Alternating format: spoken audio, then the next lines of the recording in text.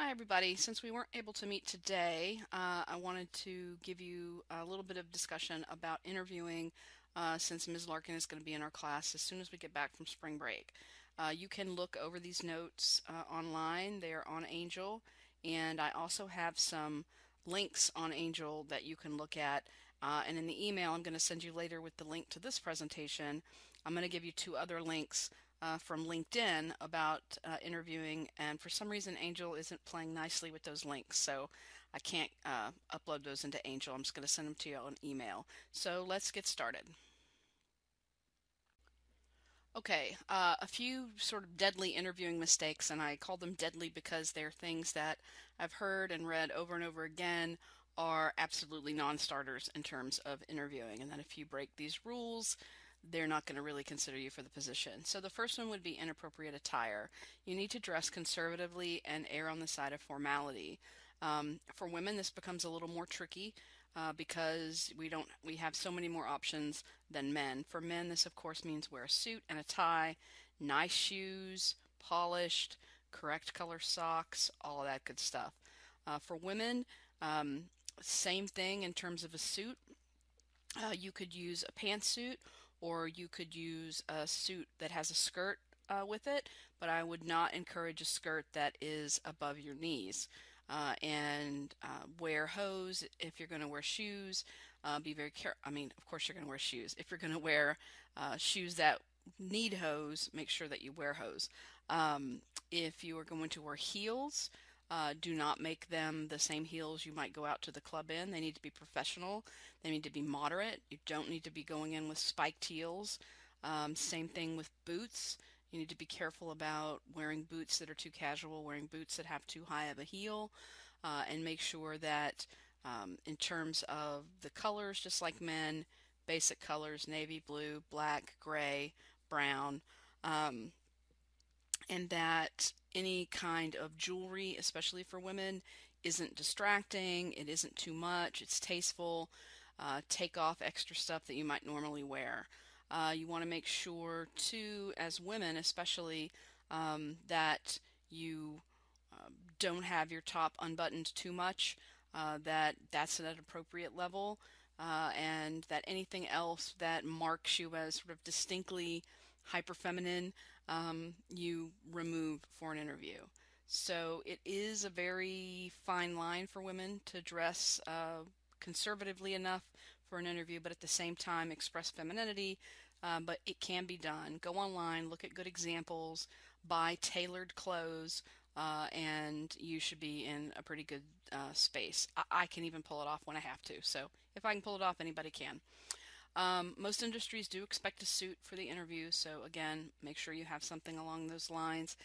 Stores like Macy's often have decent tailored clothes that are at reasonable prices.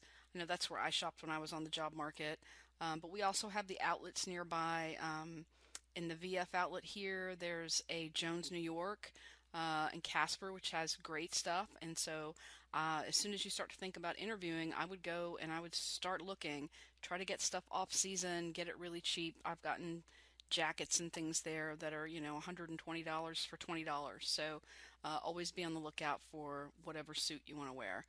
And think about accessories. As I already said, you want to be careful about any kind of jewelry that's going to be distracting. You, in most cases, want to cover up any tattoos and take out any piercings that aren't traditional, and that would include everything but the ears. And then even ears, you want to make sure that you have appropriate ear piercings instead of spacers and things like that. All right, let's move on to the next deadly mistake, which is tardiness.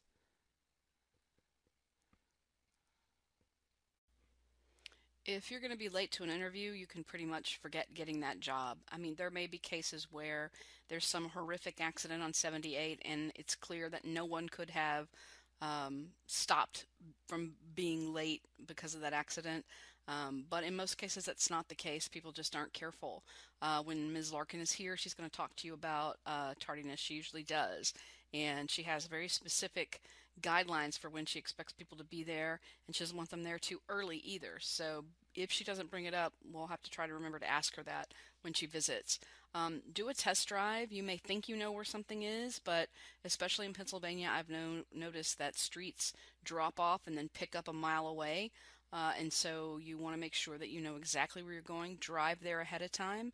Don't rely on your GPS or your phone, because if that gets it wrong, that's not going to be an excuse. So certainly use your GPS when you're doing your test drive. Make sure that it gets you there on time. But have a backup even on the day that you're interviewing in case something happens and your GPS goes out. You have written instructions on how to get there. Plus, you've already driven there once. It should be a little easier. Aim to be 15 minutes early at the building. I don't think you want to show up 15 minutes early and sit in the waiting room, but again, we'll ask Ms. Larkin about that. Add in rush hour traffic. Know exactly where you're going to go, not just the building, but what parking lot, what building office you're going to be in, what floor, all of that. The extent to which you can find those things out ahead of time, the better, because then you know where you're supposed to go, you've seen where you're supposed to go, and you don't have to worry yourself with the stress of perhaps getting lost. Also, of course, add in coffee, gas, bathroom breaks, anything that you buy on the way, like a bottle of water, something along those lines, you do not take into the interview. You leave in your car. So make sure that if you do stop and get any of those things, coffee or whatever, you leave it in the car. You don't bring it in, even to sit in the waiting room. All right, next we'll talk about not being prepared. Before you go into an interview, as we've already talked about, you need to do research. You need to do research on the organization itself, sort of where it stands, the organizational industrial climate. So maybe the organization is Google. What's the industrial climate of tech companies right now? And the people. Try to find out who runs the company, who might be over you. Find out as much as you can about those people. You can go to the organization's website to find out this information, but you can also go online into social media and newspapers to find out what other people are saying about this organization. Because what an institution writes about itself is often very different than what others perceive of that institution. So you want to make sure that you don't just read their stuff, but that you also have a good idea about what other people are saying so that you can truly decide if this is a good fit for you or not. Next, we're going to talk about communication errors. So your communication majors, you should expect that they expect you to be very good at communication. You want to think about preparing for questions that you might be asked and how you'll respond, which we'll talk about a little bit later. And Ms. Larkin can also answer questions about that when she visits. You do want to have thoughtful answers rehearsed, and I have that in quotes because you don't want to sound like a robot. You want to perform your answers, and that may not always be the same every time, but it's like an extemporaneous speech. If you know sort of the bones of what it is you want to say, you can add and subtract examples based on context and audience and put together a good answer. You definitely always want to foreground your experience. So take questions as often as you can back to having experience in what they're talking about so that you can show you're ready for the next step. You want to be personable, but you do want to focus on content. Women, this is especially tough. Remind me to show you in class, but there are some feminine things that we tend to do non-verbally that don't tend to give us a lot of power. One of the things that I think about immediately are things like tag questions and hedges, and we talk about those in public speaking. So finishing statements with "don't you think?" or "what do you think about that?" or beginning sentences with "I think" or maybe you might agree. Things that communicate you're not completely confident in your answer can hurt you, and women tend to do those kinds of things more than men do. You also want to make sure that you don't do things like tilt your head to the side as a woman. Women tend to do that. They tilt their head to the side and raise the pitch of their voice up a level to communicate femininity. And you actually don't want to do that in interviews. Again, I know it's a fine line for women to have to walk, but you don't want to come off as too feminine, and that sort of head tilting thing that women tend to do doesn't communicate power. It communicates a lack of power. So, especially for women, it's important that you're personable and that you're likable, but that you also are able to focus on content and be taken seriously. Your cell phone should be off, not on vibrate. You could even leave it in the car, and that probably wouldn't be a bad idea. But if you think that you have the sound off, or you think that you have vibrate off and you don't, and it goes off, you're probably not going to get that job. So turn the cell phone completely off. If you think you might be rambling, you probably are. When we're asked to talk about ourselves, it's awfully easy sometimes. Um, so you need to be concise. You need to think about how you're going to talk about yourself, and hopefully the elevator speech and branding presentation and presenting your personal inventories and all that will help you start to construct those concise answers. And one of the cliches in interviewing is to respond with, "That's a good question." Um, Everybody says that, and so distinguish yourself by not saying that. If it's a really good question, then you can say it once, but don't say it again. It's perceived as sucking up, but also perceived as wasting time and trying to think of an answer. So don't bother saying that. They know it's a good question. They prepared to ask you questions, and you don't want to sound like everybody else that's come before you by using that phrase. All right, next we are going to talk about thinking about interviews in different ways.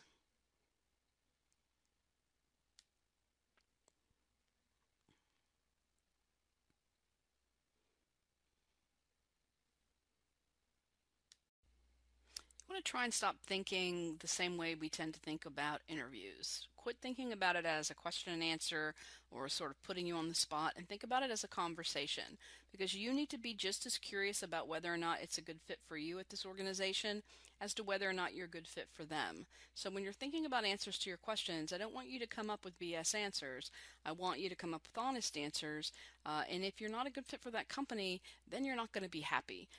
And all the money in the world isn't going to make you happier. So think of it as a conversation. Think about it as you putting your skills and your knowledge together with the companies to make something better. Instead of sort of this spotlight on you, think about it as a conversation between you and that person, and that the spotlight is also on them. If you feel after the interview you didn't answer something well, you can certainly continue the conversation with a follow-up email. Write something like, "I was thinking more about what you asked and I'd like to add," or "I was thinking more about it and something else crossed my mind." This also gives them an opportunity to see your writing skills. So if you feel like something needs to be um, clarified or further discussed, you can certainly send an email. I would only send it for one thing. I wouldn't go back over, 4 or 5 questions of the interview. Just one thing that you might think is really important. Next, we'll talk about how to follow up. As soon as you get from the home from the interview, make sure that you follow up. You want to send a thank you note that's in a business letter format. Do get nice notes, but do write them out, um, and make sure that it's, business formatted. No slang. Make sure that it's formal language. Maybe cite an example in the note of something you enjoyed about your conversation, um, so that maybe they, it'll jog their memory about who you are. Make sure that you use the proper salutations. If you don't know someone in terms of their married status, you want to make sure that you use Ms. You don't use Mrs. Um, Send it written if time allows, and do that immediately. If time doesn't allow, and it's clear that they're going to make a decision very quickly, you can send an email. And if you've interviewed with a number of people, send individual emails to each person. That way, you can personalize the email to your experience, your conversation with that person. And if you do write something out and send it, you don't buy like the little thank you notes that you normally see. You would just send a written letter that says thank you. All right, next we're going to talk about the worst problems people are reporting with new employees. One of the things that we are starting to see in terms of new employees are a lot of complaints about senses of entitlement and lack of work ethic. So, people that I've talked to, and also some of the reading that I've done, come up with some of the worst problems. And I'm sure Ms. Larkin can talk to some of these things when she visits and probably add some. But there seems to be a sense that there's a lack of urgency in getting jobs done, that there's a sense of entitlement. Um, and that means, in a sense, that you don't have to pay your dues, even though you're entry level, that you should be able to come and go as you please. That connects to the poor attendance part, and that the poor performance in terms of spelling, grammar, turning things in that need to be corrected because you didn't take your time, you didn't do it right the first time, and mediocre work ethic, not particularly caring about getting jobs done effectively and quickly. So make sure that you're not one of these people. These are the folks that are getting fired, and you want to make sure that you're not one of those. So make sure that you don't come in with that sense of entitlement, that you understand you have to pay your dues, and that you're expected to be there from one time to the next time, and that you don't have the rights and privileges of someone who's been there 5 or 10 years.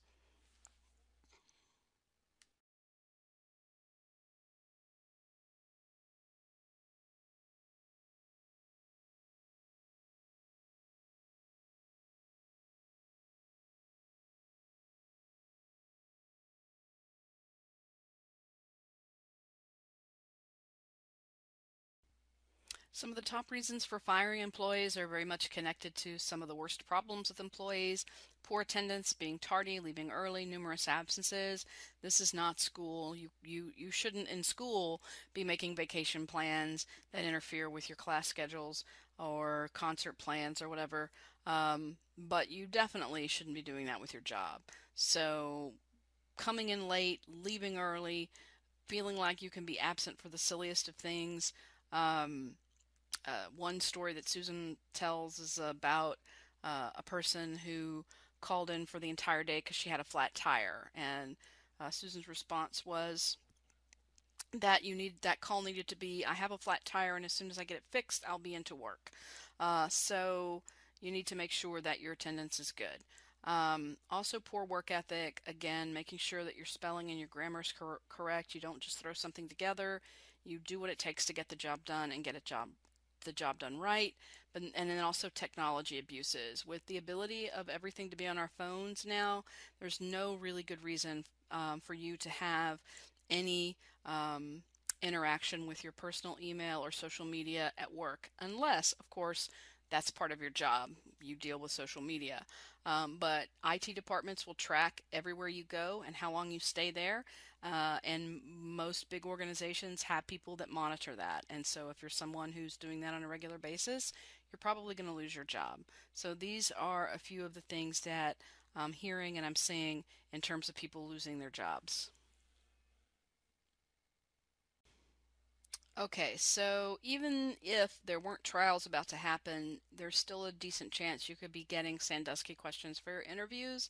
But especially if trials start up, and I think they're going to start up this summer, this is all going to be in the news again, and so you might want to be prepared for that. Some ways that people might ask you about it: they might ask you point blank, what do you think? But they could ask, do you think they should have fired Paterno? What's going on up at Penn State? What was it like on campus during the crisis? How do you think PSU handled the crisis? That's a tough one because if you're somebody that's gunning for a PR job, maybe you actually do want to answer that question. But I think that you want to be very careful about how you answer that question, and that you make sure you answer it without saying anything negative about Penn State. Let's move on to how you might answer some of these questions.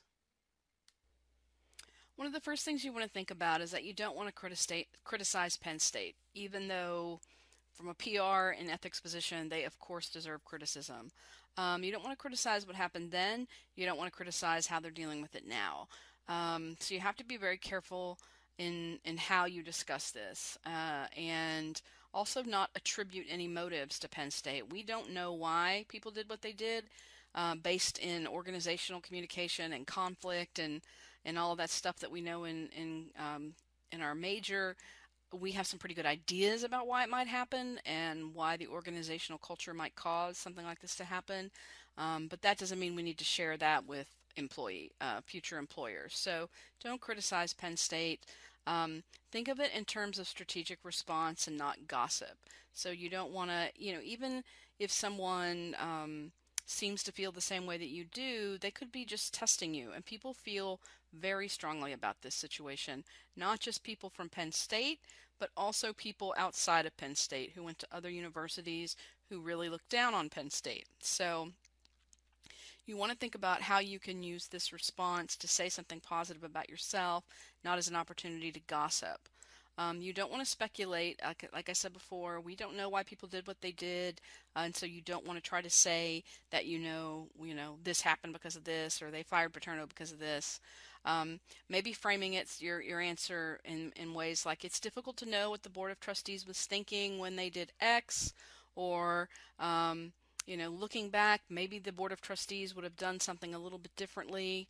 You want to think about what you truly think about the situation and how it is you want to frame that situation.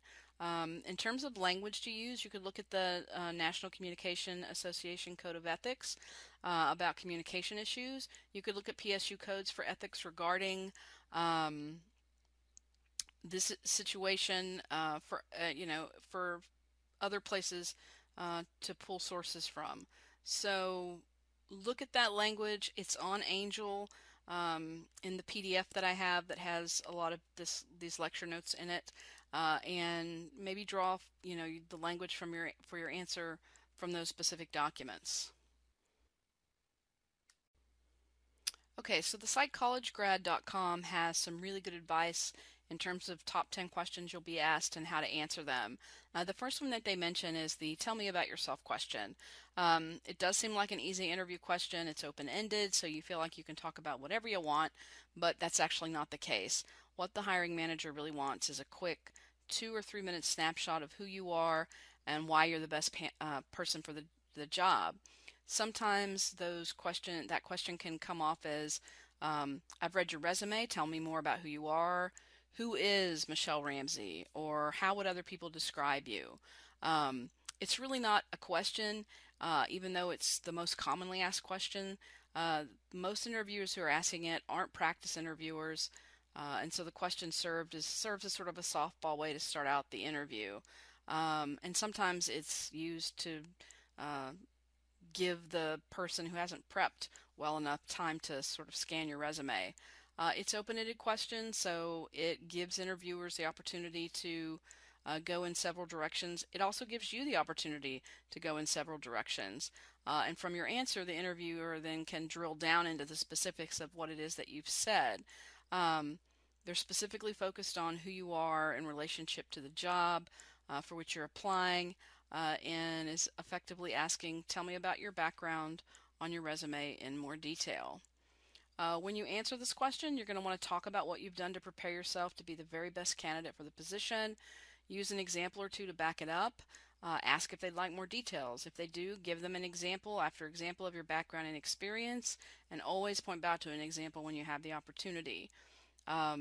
Since you'll probably be applying for an entry-level position, you can use this time to talk about your degree, your experiences you've put into the position, so that you can hit that ground running if hired. An example that collegegrad.com gives: I've worked hard in my education and career to prepare myself to become a world-class accountant. I received my BBA in accounting from the University of Illinois and went to work for KPMG after graduation. I passed my CPA exam on the first try and have progressed well in my career. Oh wait, sorry, that's experienced candidates. Never mind, here's entry level. Cut that, start again. I've worked hard in my education and my internships to prepare myself to become a world-class accountant. I will be receiving my BBA in accounting from the University of Illinois and have completed 2 internships with large public accounting firms in the past 2 summers. I worked for KPMG last summer in tax accounting and Ernst & Young the summer before in audit. I've already taken prep exams for my CPA and I'm ready to sit for the CPA exam in the spring. I earned Intern of the Year award from the Chicago branch of KPMG this past summer. Something along those lines that talks about how you have prepared yourself through opportunities and internships for that specific job. You might be asked the question, what's your long-term range objective?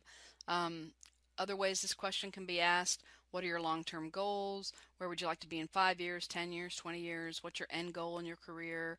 Where do you see yourself progressing in your job? What do you think will be your last job for retirement?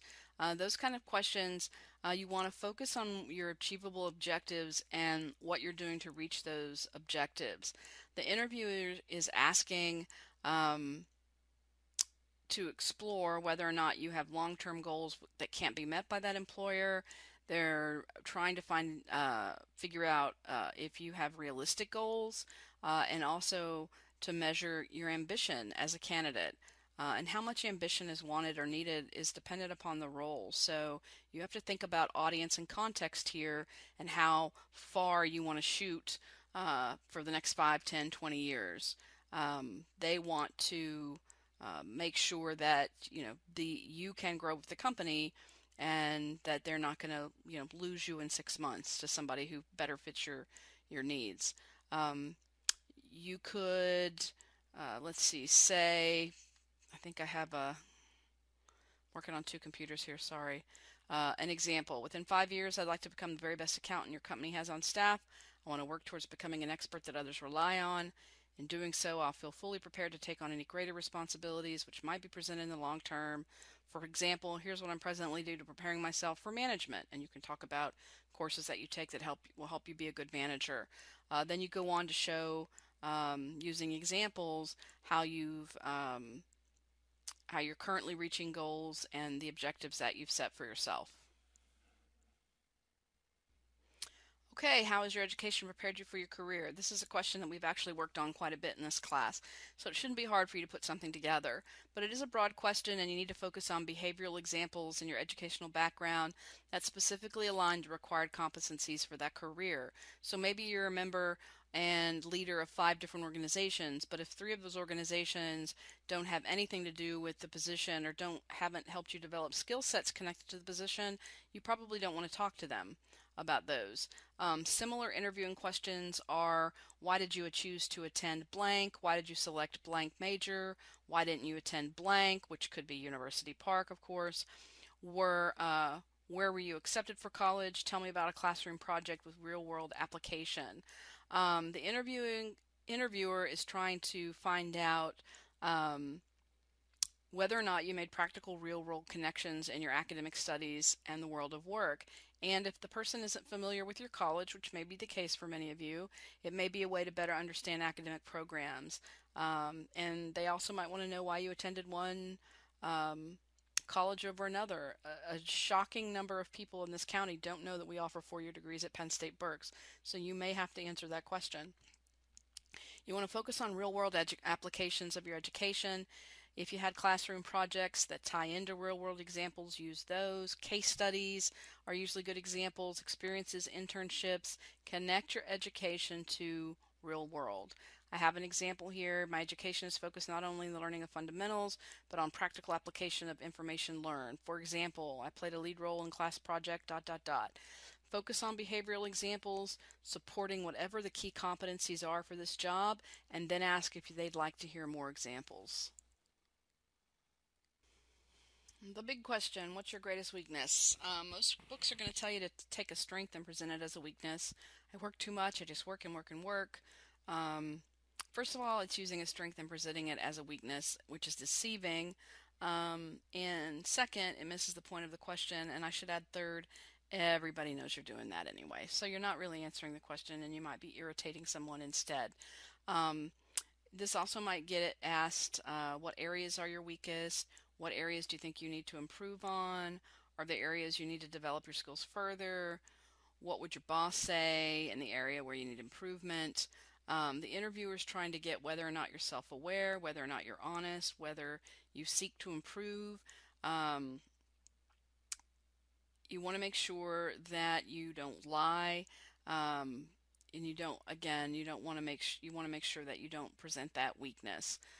Be truthful. It doesn't mean you need to present your greatest life weakness or something incredibly personable or personal about you. Keep the edge of interview focused on your education and your experience.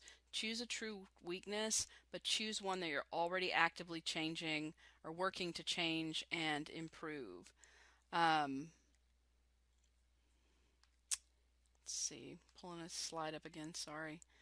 Um, I've had trouble in the past with planning and prioritization. However, I'm taking steps to correct this. I just started using a pocket planner, then show them your planner, how you're using it. So talk about a true weakness and show what you're doing to overcome it. That shows that you're self-aware, that you understand you're not perfect, and that when you see a problem, you can figure out steps to try and fix it. If you're asked what qualities do you think a successful manager should have, the two key words are leadership and vision, and then tell them how leadership and vision is translated into your personally delivered results. So how have you been a good manager? How have you been a good leader? That's what they wanna know. They may ask it like this: Tell me about your best boss. Tell me about a boss you liked working with in the past, or what's the best way to manage you as an employee. They're looking to understand your work style. And if the question is being asked by a potential future manager, it's probing into whether how you've responded both positively and negatively to managers and management's input in the past. So the best way to approach answering the question is to focus on what you've done in the past to make your manager look good or great. Even though may want to answer the question focusing on a past manager, you should focus on what you've done in working with that manager. Even though that seems like sort of a subtle difference, it does make a big difference in how your answer is presented. Focus on vision and leadership qualities as they translate into delivered results, as I said before. Even though an answer is not specifically behavioral, you could answer with a behavioral example. If you had a successful manager, reference that person personally. Pause at the beginning of this question, give it some thought before answering, and if you have good examples, talk about those good examples so that you show you know how to answer, you know what good leadership looks like when you see it. I do have an example of how to respond. Key quality to successful managers should be leadership. You need to have definitions for things like that that belong to you.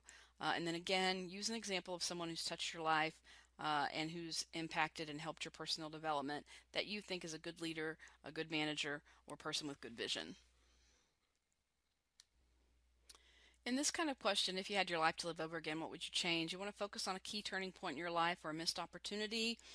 Use it to tie it forward to what you're doing to still make that change, even if you missed that initial opportunity. It may be asked as, do you have any regrets in your life? Tell me about a part of your life that didn't work out as well as you planned. If you died tomorrow, what would you felt left unaccomplished? The interviewer is looking for an honest assessment and reflection of your potential shortcomings in life, whether you have a history of adjusting to reach your goals. A byproduct of this question is sort of a fishing expedition to see if there may be any sideline passions in your life that could prove to be a distraction. So you don't want to talk about a sport or a hobby or anything like that as if that's the only, that's the most important thing in your life. No one's ever completed all of their goals for that, so don't don't answer that you haven't completed goals yet as a regret. You may be making progress on them. Um, be wise and pick out which regret or shortcoming in your life you choose to expose to the interviewer. It should be one that, like your biggest weakness or your weakness, is truly a shortcoming, but one that has not had a specific impact or, a significant impact on your preparation for your career. Um, and don't, under any circumstances, select a personal regret. Keep it professional, focus on education and experience, then talk about what you're trying to do to make up for perhaps missing an opportunity. Although I'm overall very happy with where I'm at in my life, one aspect I would have likely changed would have been focusing earlier on my chosen career, or getting more involved in my major, or making sure that I did research presentations, something along those lines. Stay focused on positive direction in your life, back it up with examples, show that you understand you missed an opportunity, and that you either corrected so that you eventually reach that opportunity, or that you're on your way to reaching that opportunity. Somehow, two slides that I had in my PowerPoint escaped when I moved from PowerPoint to Adobe Captivate. So I'm just going to have to kind of go over these without slides linked. Another question though is, are you a team player? Sometimes this gets asked as, do you like working in teams? Are you better on a team or working by yourself? Or tell me how about a team project and your contribution. Teamwork is really important in organizations now. It's a closed-ended question that, of course, could be answered with yes or no, but they will typically want to probe further in for specifics. Of course, everyone says that they're great with teams, but you need to come up with results. Understanding what you've accomplished versus what the team accomplished. Did the team accomplish results because of you or in spite of you? You want to be honest with yourself about those things. So the best approach to answering the question is give an example about how you've worked a positive way with your team, or how you've managed a team. Make sure that you are clear that you have taken courses in group communication if you have, and that if you've taken courses in something like conflict management, you can talk about the ways that you understand how to deal with conflict in groups. So it's also an opportunity, because your major has courses that talk about these very specific things, that are you a team player question is actually a place where you can dive into some of your major. The second slide that got lost is, have you ever had a conflict with boss or professor? How was it resolved? Note that if you say no, most folks will know that that's not true, of course, but they're going to keep drilling you to find you an answer. So you want to answer in a way that communicates positively that you reacted behaviorally appropriately in a conflict, and what you did to resolve that conflict. Again, if you take conflict management in the fall, this answer is going to come a lot easier. But you might also hear this question asked as, how are you at dealing with conflict?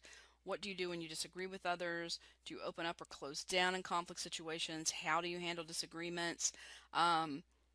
This is stuff that's not normally going to be in the resume. So you want to see, you want to make sure that you can talk about how you deal with conflict. Interviewer knows that most of you are not going to offer up a true conflict situation, so the practice interviewer is probably going to continue to drill you on it until a good example that's more real is provided. So beat them to the punch and come up with a real example. Talk briefly about the conflict, focus on the resolution of the conflict, give an example of a resolved conflict, walking through the situation of what brought it up, what actions you took to resolve the conflict, and the end result. And again, focusing on your positive and appropriate behaviors in conflict situations. And again, another plug for that conflict management class in the fall. You're going to learn a lot in that class, and you're also going to be able to answer this question for about 3 hours when it's asked. You're going to know so much about conflict at the end of that semester. Finally, the slide that was lost is, if I were to ask your professors or your boss to describe you, what would they say? This is sort of a threat of a reference check question. Don't wait for the interview to know that answer. You want to ask your prior bosses and prior professors in advance if they're willing to be references for you, if they're willing to provide a positive reference. Ask them for a letter of recommendation. We can write up general letters of recommendation about you and your tendencies. At the beginning of the semester, I talked about how important it was to be a good student, because you are going to be asking us for letters of recommendation, and if you're not turning in things, you're turning in things late, you're showing up to class late, not showing up to class at all, doing things sort of halfway, it's going to be very difficult for people to write you a good letter. So you really do have to make sure that you're thoughtful about the ways that you're acting now, so that we can write you good letters and say good things about you when people call. The interviewer is wanting to see if you can view yourself from an external perspective, and also potential insights from others that know you well as third-party objective opinion. Have a couple of letters of recommendation with you in a Padfolio. Most of the people ask for these letters of rec after the interview, but you can also um, give them the letters there, or say, here, I have letters right here. Um, if you can look through the letters and try to see what themes your professors are saying, so that you can say, well, if you look at my letters of reference, and you'll notice that my faculty constantly say this, this, and this. So um, that can be a helpful way to answer the question. You can also talk about things like awards that you've been given. So if you have won an award, that says something about what people think about you. Back it up with those written letters of recommendations, awards, or performance documentation, um, and have that, have all of that stuff done ahead of time, so that you're not having to ask us quickly for letters of recommendation. It can take a while to get those done because we do take our time with them. So you want to make sure that you give us plenty of time to write them. All right, I think that's it. Again, Susan Larkin will be in on Tuesday. Be thinking about questions that you want to ask her, and understand that after Susan's here on Tuesday, on Thursday, you are going to need to have each one of these questions answered, because that's going to be your oral assignment. I'm going to ask you 2 or 3 of those questions in class, and you're going to have to answer them. So go to Angel, download the interviewing notes. It has the top most often questions asked in there, and start coming up with answers if you want to start working on that ahead of time. All right, y'all have a good spring break, and contact me if you need anything. See you on the other side.